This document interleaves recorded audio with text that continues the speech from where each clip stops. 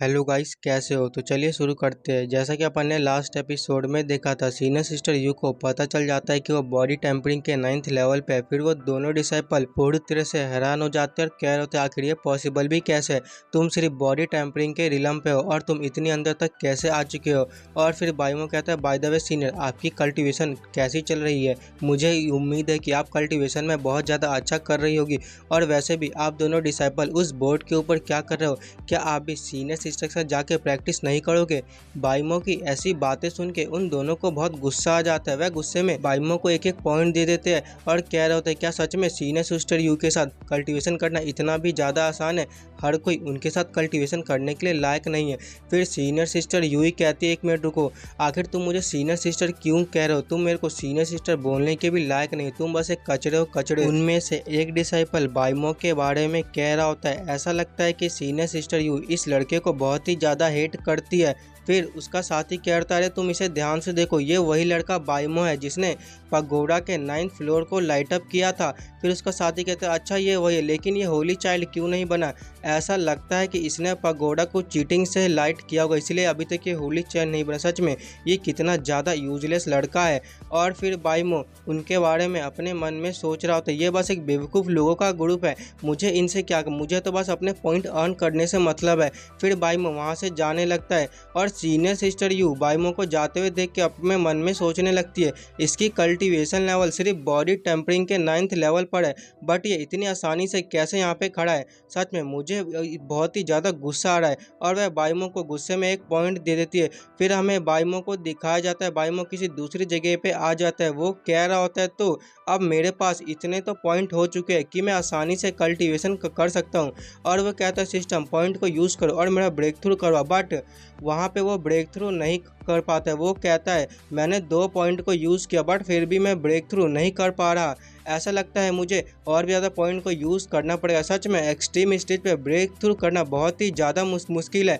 ये तो उस पगोड़ा को लाइट अप करने से भी ज़्यादा मुश्किल है। ठीक है सिस्टम, तुम और भी ज़्यादा पॉइंट का यूज़ करो। और फिर हमें थोड़ी देर बाद दिखाया जाता है जहाँ पे बाइमो ने पॉइंट का यूज़ करके फाइनली खुद को ब्रेक थ्रू कर लिया होता है। वो कहता है, तो अब मैं ब्रेक थ्रू कर चुका हूँ, मेरी अभी की स्ट्रेंथ पहले से ज़्यादा हो चुकी है, अब मैं अपने आप को बहुत ही ज़्यादा स्ट्रॉन्ग फील कर रहा हूँ। वो कहता है, सिस्टम तुम और भी ज़्यादा पॉइंट का यूज़ करो और मुझे इससे ज़्यादा हायर लेवल पर प्रमोट कर दो। फिर सिस्टम पॉइंट का यूज़ करते हुए बाइमो को एक्सट्रीम स्टेज के 6th लेवल पर ले आता है। वो कहता है, मैं अभी एक्सट्रीम स्टेज के 6th लेवल पर प्रमोट हो चुका हूँ, बस 2 ही लेवल दूर है, फिर उसके बाद मैं इसके परफेक्शन लेवल पे पहुँच चुका हूँ। बट ये कितनी बेकार बात है कि मेरे पास सारे पॉइंट ख़त्म हो चुके हैं। फिर हमें सिस्टर यू को दिखाया जाता है जो बाइमो के पीछे आ रही होती है।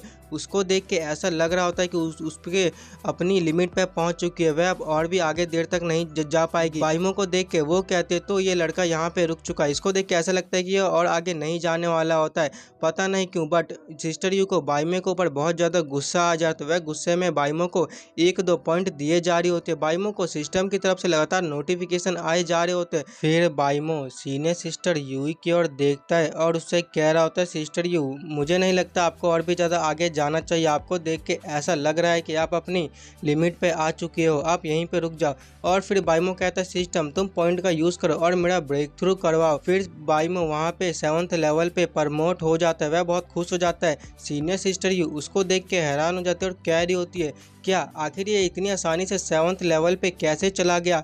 अभी तो ये थोड़ी देर पहले ही सिर्फ बॉडी टेम्परिंग के 9th लेवल पे था, बट ये इतनी आसानी से ब्रेक थ्रू किए जा रहा है कि मुझे ये सब देख के विश्वास ही नहीं हो रहा है। और उसको बाइमो के ऊपर बहुत ज़्यादा गुस्सा आ जा रहा होता है। वह गुस्से में बाइमो को पॉइंट दिए जा रही होती है। सिस्टम की तरफ से उसको नोटिफिकेशन आए जा रहा होता है कि आपको सीनियर सिस्टर ली की तरफ से काफ़ी सारे पॉइंट मिलते हैं।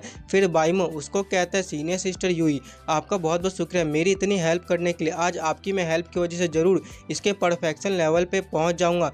फिर सीनियर सिस्टर यू कहती है, आखिर तुम्हें कैसी बकवास कर रहे हो, मैंने इसमें तुम्हारी कोई भी हेल्प नहीं करी, तुम अपने काम से मतलब रखो। और फिर बाइमो कहते हैं, सिस्टम पॉइंट का यूज़ करो और मेरा यहीं पे ब्रेक थ्रू करवाओ। फिर बाइमो वहीं पे सिस्टम के पॉइंट का यूज़ करके एक्सट्रीम स्टेज के परफेक्शन लेवल यानी कि 8th लेवल पर प्रमोट हो जाता है।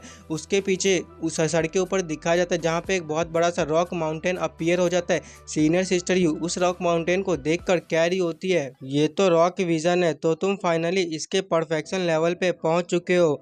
और फिर बाइमो सीनियर सिस्टर यूई के पास आते उससे कह रहा होता है, सीनियर सिस्टर यूई मेरी कल्टीवेशन को देख के आपका मेरे बारे में क्या ख्याल है, क्यों मैं हूं ना बहुत ज़्यादा जीनियस।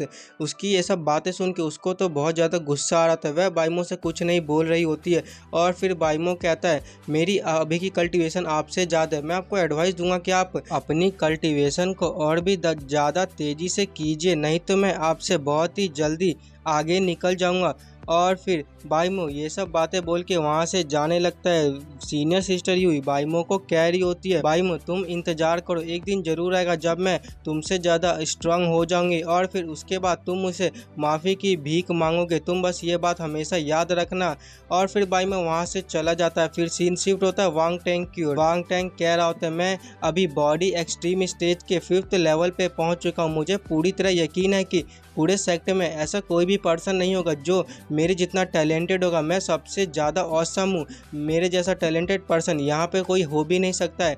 और यहाँ तक कि बाइमो जिसने पगोडा के 9th फ्लोर को लाइट अप कर दिया, बट फिर भी उससे क्या फ़र्क पड़ता है, वो तो खुद को ब्रेक थ्रू करके एक्सट्रीम स्टेज पर भी नहीं जा पा रहा। मुझे यकीन है ये दोनों एल्डर मेरे बारे में जानकर बहुत ही ज़्यादा खुश होंगे। और फिर उन दोनों एल्डर के पास चला जाता है और कह रहा होता है, एल्डर सान एंड सुई मैं वापस आ गया हूँ।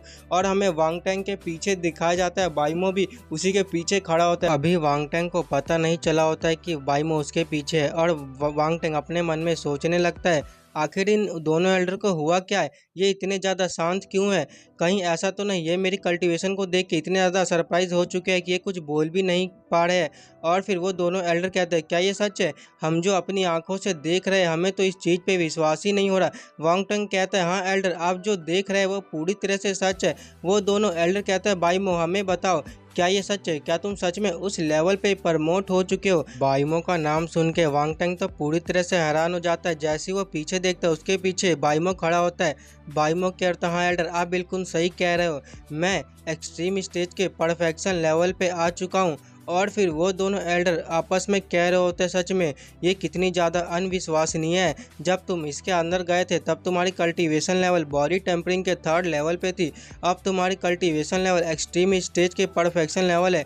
अगर ये चीज़ मैं अपनी आंखों से नहीं देखता तो फिर मुझे इस चीज़ पे कभी विश्वास ही नहीं होता। वांग टैंग भी पूरी तरह से हैरान हो जाता है और कह रहा था, क्या परफेक्शन लेवल, ये इतनी जल्दी परफेक्शन लेवल पे कैसे पहुंच गया। और वांग टैंग को वहाँ पे बहुत ही ज़्यादा बड़ा झटका लगता है। वो कह रहा होता है, मुझे हमेशा से ऐसा लगता था कि मैं सबसे ज़्यादा टैलेंटेड हूँ, मेरे जैसा इस दुनिया में कोई नहीं, बट मैं तो बाइमो के सामने कुछ भी नहीं हूँ, मैं तो उसके पैरों की धूल के बराबर भी नहीं हूँ। बाइमो कहता है, ये कितनी स्ट्रेंज बात है, इस बार मुझे वांग टैंग से एक भी पॉइंट क्यों नहीं मिला, ऐसा लगता है कि मैंने इस बार वांग टैंग को कुछ ज़्यादा ही परेशान कर दिया है। वह इतना ज़्यादा निराश हो चुका है कि खुद के ऊपर से उसका भरोसा पूरी तरह से उठ चुका है। अगर ऐसे ही चलता रहा तो फिर वो आगे कल्टीवेशन नहीं कर पाएगा। शिट यार, मैंने तो ये बहुत ही बेकार किया, इसके साथ मुझे कुछ भी करके इसे मोटिवेट करना होगा, नहीं तो ये इसके लिए बेकार होगा और मेरे लिए भी, क्योंकि मुझे वांग टैंग से ज़्यादा पॉइंट नहीं मिल पाएंगे। और वो वांग टैंग के कह रहा होता है, देखो वांग टैंग तुम्हें इतनी ज़्यादा हैरान होने की ज़रूरत नहीं है, मैं इसलिए इतनी जल्दी ब्रेक थ्रू कर पाया क्योंकि मुझे एक अपॉर्चुनिटी मिली, मैंने उस अपॉर्चुनिटी का यूज़ किया, इसलिए मैं ब्रेक थ्रू कर पाया। वो अपॉर्चुनिटी कुछ नहीं बल्कि एक हाई ग्रेड की पिल थी। वांग टैंग कहता है, क्या क्या तुम सच कह रहे हो, तुम मुझसे झूठ तो नहीं बोल रहे हो, या फिर तुम मेरा सिर्फ दिल रखने के लिए ये बात तो नहीं बोल रहे हो। फिर बाइमो कहता है, अरे बेवकूफ़, मैं तुमसे झूठ क्यों बोलूँगा, मैं जो कह रहा हूँ मैं पूरी तरह से सच कह रहा हूँ। ये बात तुम भी जानते हो कि मेरा टैलेंट बहुत ही ज़्यादा बेकार है, मैं कभी भी इतनी आसानी से ब्रेक थ्रू नहीं कर पा रहा था। और फिर वांग टैंग कहता है, ये मैं जानता था कि मैं तो हुई ऑसम, मैं तो हमेशा से हुई ऑसम, वही मैं सोचूं यार आखिर तुम मुझसे आगे कैसे निकल गए। और फिर उसको झटका लगता है, कह रहा था, 1 मिनट रुको, तुमने क्या कहा, तुमने ये कहा कि तुम्हें कोई अपॉर्चुनिटी मिली, आखिर वो अपॉर्चुनिटी तुम्हें क्यों मिली, वो अपॉर्चुनिटी मुझे क्यों नहीं मिली। सिट यार, मुझे तुम पे बहुत ज़्यादा गुस्सा आ रहा है। और वह गुस्से में बाइमो को एक पॉइंट दे देता है। बाइमो कहता है, तो ये तरीका हमेशा काम आता है। वांग टेंग कह रहा होता है, देखो भाई मो, इस बार तो तुम जरूर मेरे से जीत गए, बट अगली बार तुम मुझसे नहीं जीतने वाले हो। जब हम अगली बार मिलेंगे तब मैं तुमसे बहुत ही ज़्यादा स्ट्रांग रहूँगा, और ध्यान रखना मैं तुम्हें जरूर सरपास कर दूँ, क्योंकि मैं ग्रेट फैमिली से बिलोंग करता हूँ। वांग टेंग ये सब बातें बोल के वहाँ से चले जाता है। बाइमो उसको देख के कह रहा होता है, हाँ क्यों नहीं, मैं वो इंतजार करूँगा कि कब तुम मुझे सरपास कर दोगे, और मेरे को तुम टाइम टू टाइम एफिफेनी पॉइंट देते रहना। फिर सीन शिफ्ट होता है एल्डर सी के प्लेस की ओर, जहाँ पे सेंट जॉन सैक का 7th एल्डर आया होता है। 7th एल्डर कह रहा होता है, एल्डर सी बच्चों की तरह अपने घर में छुपना बंद करो और बाहर आके हमारी सेवा करो। भूलो मत कि मैं 7th एल्डर हूँ और तुम जस्ट नॉर्मल एल्डर।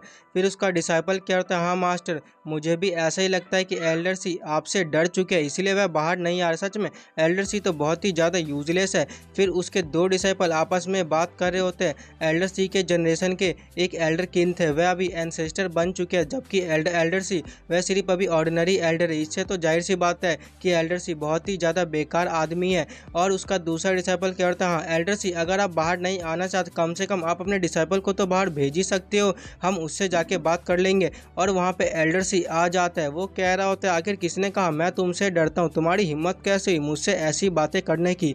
तो गाइस इसी के साथ ये एपिसोड खत्म होता है। वीडियो कैसे लगी कमेंट में जरूर बताइएगा। अगर आपको इसका नेक्स्ट एपिसोड चाहिए, तब तक के लिए बाय बाय गाइस।